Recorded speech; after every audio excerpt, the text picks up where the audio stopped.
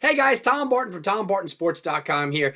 And you read the title. That means you know we're ripping apart the ACC. Look, if this is death to the ACC, or you could say, it wasn't me that did it, but the ACC is dying. We're talking about the ACC basketball. We're going to get on to all that. Make sure, if you like, please subscribe.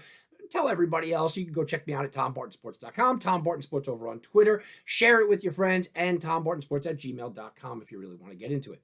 So again, I brought Abby on. She is somebody that went to Florida State. She's an alumni, big-time college football fan, big-time college basketball fan. So I want to get her take when we get into the Florida State aspect. But here's the reality of the situation. We're all staring at Coach K leaving, and it's sentimental. Whether you like him or not, you understand the impact of who Coach K is and what Coach K really is, right? I mean, we know that. But the thing is that he's not the only one. And this is the problem. Roy Williams is gone. Boeheim's going to be gone soon. And Coach K. So the trifecta of the three are leaving, or they won't be with us very longer, when we're talking about college basketball. So you get into the ACC. And my question is, who's going to carry the torch? I saw a promo put out, and it wasn't by the ACC. It was by one of these networks. And they basically said, don't worry, we're in good hands. And they showed Coach K. They showed Roy Williams. They showed Jim Boeheim. And then they showed Tony Bennett, and then they showed Coach Leonard Hamilton. And it was kind of alarming to me because I said, wow, look at this conference and look at what you do have this year, only this year. ACC is massively down. And you could normally write this off to be a fluke, right? You could say, oh, it's a fluke, no big deal.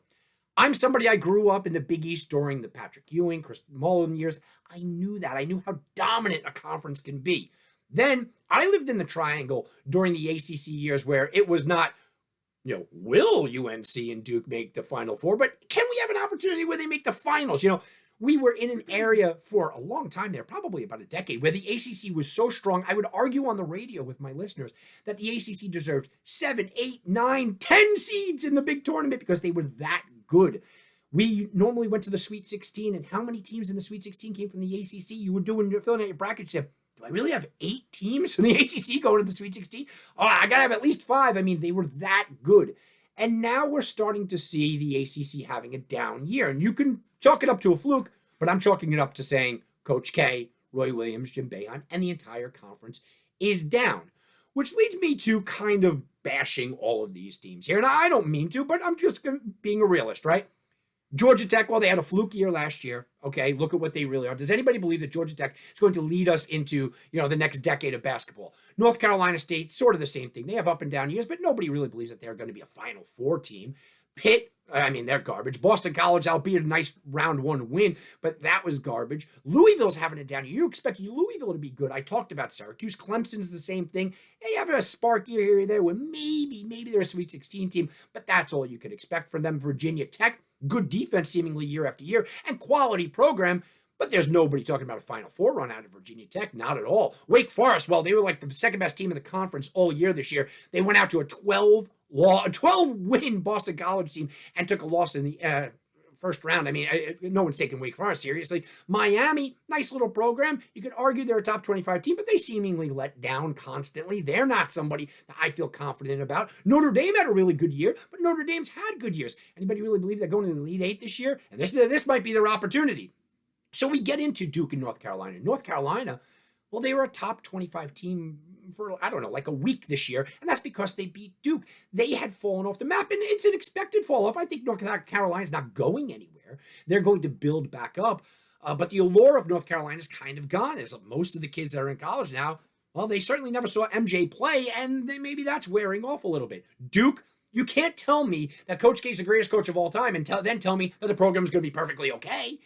How many college sports had just icons, Bobby Bowden, just icons leave and then immediately just follow the program with perfect success?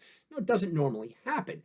So that leaves Virginia, Coach Tony Bennett. He's got a national championship. Look, during Duke's and North Carolina's great years, Tony Bennett was still good. I believe that Virginia will be very good for years to come. I wouldn't doubt if they win a national championship the next 2 or 3 years. Virginia's one of those ones I'm kind of putting on the side, and I'm saying, okay, although there are some questions about the style that he plays, and luring people into Virginia with a defensive first style doesn't lead them to go to the NBA. Okay, but I'm going to give you the benefit of the doubt. So that leads us with Leonard Hamilton, because if everybody else is taking a step back, this would be the opportunity for Leonard Hamilton to step up. And he was in this promo, Leonard Hamilton. Except I live with a Florida State alumni, and I read the Florida State chat boards. There's a lot of conversation, even before this down year, that Leonard Hamilton just can't get him over the hump. He just can't get it done. Doesn't mean he's a bad coach, right? Doesn't mean, look, you can kick him out of town, but it's a matter of, well, you can't go far enough. You can't get over that hump. And we're waiting, and your opportunities are in front of you, and you can't do it. So, Abby, you're the expert on Florida State, right? And you're the expert on Leonard Hamilton and what he's done. This year was a bad year, but he's had a pretty good stretch here of runs of games. But you don't think that it's enough. You don't think that Leonard Hamilton is the guy that I could put next to Tony Bennett and say, don't worry, the ACC is going to be perfectly fine. Well, let me just say this. As Tom said, I went to Florida State, and I went to Florida State when it was Leonard Hamilton's very first year. And we were terrible at the time. I'm just going to say it. I was in Chief Blue Brass, so I went to pretty much every one of the games. And just to say, by the way, terrible. They hadn't made the tournament. They made the tournament in 1998. Okay, got to the second round. Okay, lost to a Valpo team. Okay, and then you didn't go back to the tournament until 2009. So yeah, they were pretty bad for a while. I knew that Leonard Hamilton was this great pick as a coach, but I left and never paid attention to him again until 2009 came around, and then the success started to happen. But was it really? Look, first round exit in 2009, first round exit in 2010. So I will say this: what I'm about to say, most Florida State fans and alumni will probably not like, but I consider Leonard Hamilton an okay coach. He's done some great things for the program, but is he really the coach that's going to take us that crazy extra mile? Are you happy with being in the Sweet 16 as your highest mark? Are you happy with being in the Elite 8 as your highest mark? I'm not sure that's where this team is going to go. Now, I will say this. When I know Tom and I had lived in North Carolina for a little bit, and everybody would ask us, are you a Duke or North Carolina fan? And I would say I'm a Florida State fan. I'm not going to root for any one of you. And the conference was always about the two of them. Always. So when Leonard Hamilton came along and just brought that fire and energy to Florida State, and then they started winning, and then they started winning conferences, and then they started going to the big dance, we were excited. We wanted something. We kept waiting. And I felt like every year, and I felt this is the same thing. This is a different video about Jimbo Fisher until he bailed on us. That's for another video, my thoughts on that. But and I'm still waiting. I'm still wondering what's going to happen with Leonard and this team. Now, this year was so disappointing. I really was pumped, especially after the football seasons we've had this past couple of years. We've become a basketball school. I mean, that's crazy to even think about Florida State as a basketball school, but that's what we are in this 2022 era of where basketball is going in college sports. And they always say Florida State has these tall guys, these big guys, and they're going to do something great with it. And then we just never do. We always are, okay, we're going to do next year. And then we wait. Like last year, I remember last year in 2021, the ACC tournament. That was our tournament to win. Now, we're not going to talk about the COVID years where we kind of basically were given the championship. Like, all right, have a nice day. But last year, we were supposed to win that championship to get a good seed, a better seed in the overall tournament. And guess what? Leonard Hamilton lost to Georgia Tech.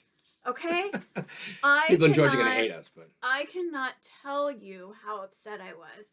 And what really actually makes me even more upset is the Florida State fans were like, we are doing great. Basketball is great. And I disagree completely. Well, I think that is one of the big questions here when we're talking about the ACC. It's a matter of expectations, right? So the ACC in totality, you're looking at this and you're going, well, North Carolina's a top 25 team. Duke's a top 25 team. Wake Forest had a decent year. It's decent. But I think it's fair to say that the Big Ten has certainly passed them. The SEC has certainly passed them. I think the Big 12 has passed them. Pac Pac-12, they got their problems. They're heavier at the top. The Big East is past them. Are they the worst of the big conferences? And that's going back to expectations. You're talking about Florida State. I read a resume and I go, look, you made the Elite Eight in 2018. You made the Sweet 16 in 2019. You made the Sweet 16 again in 2021. This is a pretty good resume, but it's the expectations. If you're going to compete in a conference that was consistently churning out Final Fours with North Carolina and Duke and even Virginia now, right? And consistently bringing those Final Fours, well, when I talk about the death of a conference, that's what I'm worried about. After this year, which Duke has a good year, a good shot this year, and maybe North Carolina catches fire. But after this year, I don't have a lot of faith in anybody outside of Virginia to get even to the Sweet 16. Forget about an Elite Eight run. Forget about that. Do you see any of these teams? And that's why I said to Abby, I said, do you think Leonard Hamilton can get you to a Final Four? And I was kind of chuckled at. No, he has the ceiling of a Sweet 16. Now he did make one Elite Eight once. Okay. And you were basically like grasping for straws at that point. Right. Whoa, he made it to the Elite Eight. And even when it's not only about how far you go in this, you also have to look at the seeding, because we know the history of the brackets. And I'll do a bracket history, on 1 and 2 seeds. 1 and 2 seeds just win. I mean, 1 and 2 seeds win the tournament. But, Leonard Hamilton, even in the years that he went, look, Sweet 16, he was the number 4 seed. The Elite Eight, he was number 4 seed. Another Sweet 16, he was number 3 seed. Another 3 seed. 3 fours. He's got a couple of 9s in there, a couple of 5s in there. But 3 seed, 4 seed is as high as his ceiling goes. Yeah. I think you can say that about Miami, North Carolina State, Virginia. I don't see any of them ever getting a 1. I don't see any of them ever getting a 2. And it used to be a situation where if the ACC didn't get a 1 or a 2 seed, whoa, what happened? What happened? And now we're in a situation where, okay, all of our hopes are kind of on Virginia. Well, as an ACC fan, I call myself a fan of the ACC. I felt it was always about Duke and always about North Carolina. And for good reason. I mean, absolutely. I'm not discrediting that. I think a lot of it had to do with Coach K. So that is going to be a huge factor now that he's left. Can Duke really save that power? Can they keep that powerhouse going? And I think for those Duke fans, that's going to be a real eye-opening experience, because they're used to having that attention. They're used to being the number 1. They're used to being on the top. So welcome, Duke fans, back to the regular seats, the seating arrangements, because that's what it's going to be. I don't think they fall off the cliff, though. See, that's the thing. I don't know. I don't think Duke falls off the cliff. And I said this about North Carolina, right? I didn't think that losing Jay Williams was going to fall off the cliff, but I think North Carolina showed us what I expect out of them this year, where they're hanging on to that top 25. Maybe they get a spurt where they're, during season, a top 15 team. They show a little spark, but generally they're at the back end of the top 25. I think Duke is the same thing. Look, with Coach K, with a very good team that could win a national championship right now, they go into the tournament as like a number 7 seed, right? So they're not a 7 seed, as a number 7 team. So they're a 2 seed, maybe a 3 seed. Okay. That's very unlike Duke. I think you have to look at Coach K and throw all the applause on him that you want, Duke fans. If you're telling me he's that great, they got to take a step back from 7 to being that barely inside the top 25. If I'm looking at next year and I'm going, Duke is 23 in the country, North Carolina is 24 in the country, and Virginia is 15, and nobody else in the ACC, that is a miserable year for this conference. That's I sad. will say this, though, from a Florida State angle, you should be really glad that these guys are out of town. Florida State's numbers, and I have them in front of me, winning record against Boston College, winning record against Clemson, winning record against Georgia Tech, winning record against Miami, winning record, basically 500 against NC State, Notre Dame, basically 500, slight losing record to Syracuse and Pitt, but they're generally new. Winning record against Virginia, winning record against Virginia Tech, basically 500 against Wake Forest. And honestly... And then you get let me finish. Then you get the big 3. 16 and 34 against Louisville. Okay, that's rough. Wow, 17 and 51 against North Carolina, and 10 and 41 against Duke. Okay, so let me just point something out. This is what Leonard Hamilton does to keep you wanting more, right? He keeps you sucked. Is he'll go to Duke and he'll be at home, Florida State, and he'll win by a buzzer beater or by like some great 3-point shot because he's got the big guys. He got the potential. He got the big guys, and then everyone's gonna be like, Leonard, like screaming his name like he's the best, and then he'll go to like, I'm looking at a team that's Pitt, and lose or today, which happened when this video is being like posted, where they lost by 40, I think it was like 30, 40 something points to Syracuse, where they just pretty much didn't want to even show up. And my question is, and really comment below, what do you do with that? What do you do with the expectations when you see a team go down? And not only a team. This is a conference. What about a conference going down like that? You see a team like Duke that I just mentioned. They could win it all this year. They could. It's frustrating. And then you lose Coach K's last game ever at home to your rival. No offense, as an anti-Coach K, I was pretty happy about that. Look, obviously I'm wearing a UNC jersey. I lean UNC, but it was one of those games where I'm like, there's just no way they could lose this game. By the way, if you guys are betting guys, they were 10.5 point favorites. I mean, there was no way you can't lose that game. Now I'm going to be interested to see how they bounce back, but that was their one. As good as UNC might have looked in that game, they're not winning national championship this year, guys. It's Duke or nothing. And if Duke doesn't win the national championship this year, it's on Virginia and no one else. And that was kind of what I wanted to talk to about this video, and that's why I wanted to bring on somebody from Florida State, because inevitably, if I did death to the ACC because they only have one good coach left and not good coach, one elite coach left and one team that could win a national championship over the next 2 or 3 years.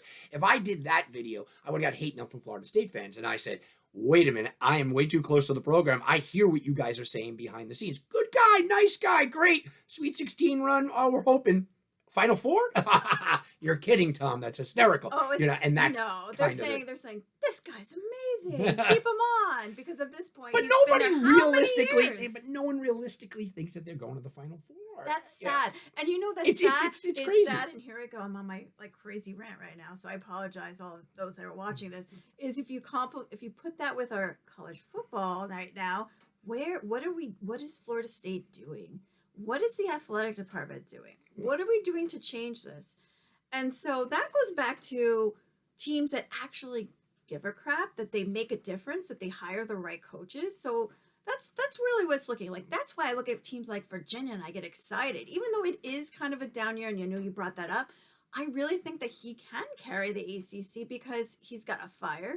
He wants something more. Not that Leonard doesn't. Does he? Does he? Because I want to see something more. And this year, really. Well, they'll say, they were hurt. They were hurt. But look, you bring up football and you're concentrating on Florida State. It's not a Florida State video. Don't worry. The conference is in good hands with football, the likes of NC State, Pitt, Boston College. Clemson? What? Dabo's the guy. Look, that's what's funny is that Dabo reminds me of Tony Bennett. He's the only hope that the conference has. And with all these conferences shifting and changing and teams leaving and going to the SEC and everything else, SEC is becoming so powerful and the Big Ten's becoming so powerful. And everyone's looking and they're going, what's going to happen to the Big 12? We don't know. The Big 12 might be dissolved. I don't know what's going to happen. I'm going, don't tell the ACC, but they're dying. And this is a horrible situation, but they are. Because the best football team in Notre Dame, and not really in the ACC, right? I was going to say, Notre Dame, please commit to our conference if you're going to, because that just irks me so bad. You don't want to be associated with us, but we'll be associated with you. But this is the ending to the video is that we're ACC fans. So it's not rip them apart and take joy in the fact that the ACC is dying. No. And you can throw me the Dabo Sweeneys, you can throw me the Tony Bennett's, and I'm going, sure, you got one.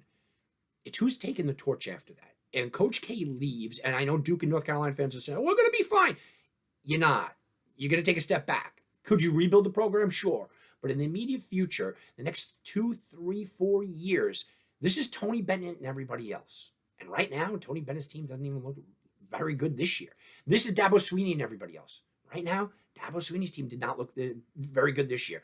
With all of the kids now getting paid and having having all this, and the conference is changing, I fear for the ACC. Mm-hmm. It was the basketball conference that I followed for more than a decade that I knew was going to be dominant. And this year is eye-opening. This year, I hope that it's not the last bright bulb in the light bulb before it goes out. Let's see what your viewers say. Comment below. Do you agree with us? Do you not? Let us know. Because as an ACC alumni and fan, I want to see it soar. And unfortunately, I hope it does. I hope it does because we need it. ACC, we need to see you soar. And go Noles. Guys, Thank you very much for your time. Make sure you like, subscribe, tell your friends. It's Tom Barton Sports over on Twitter. I'll be posting this over on Twitter if you check that out as well. And TomBartonSports.com. Have a very good day, everybody.